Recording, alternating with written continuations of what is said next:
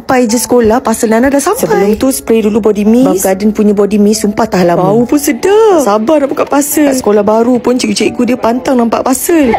Sebab Nana spray tadi semebak bau satu bilik guru. Ni buff gel dia. Ni pun sedap juga ni. Itu lotion dia. Hanis kan pakai lotion. Hanis memang pakai lotion Buff Garden. Wangi kan? Atau yang ni vanilla.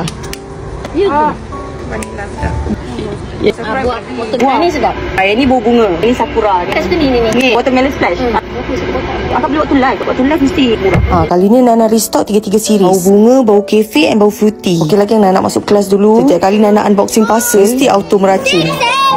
Lepas kelas Nana ada latihan dengan budak-budak tarian dengan persembahan. 2 jam Nana ajar diorang step memang melompat-lompat. Tengoklah satu badan berpeluh berlengas. Sampai je bilik guru terus spray body mist. Bau body mist dia macam bau lepas mandi. Jap nak sambung meracun jap. Bau ni. Wangi betul lah sakura ni. Sebab saya suka bunga. Macam pergi ke Jepun. Ni sabun lah mandi kan. Kakak suka bunga. Ni vanilla. Aku selawi. Ni Nana beli lagi sebab promo 11-11. Boleh menang bag break. Harap-harap Nana ada lah rezeki. Yang ni sedap. Ini bau macam lemak-lemak.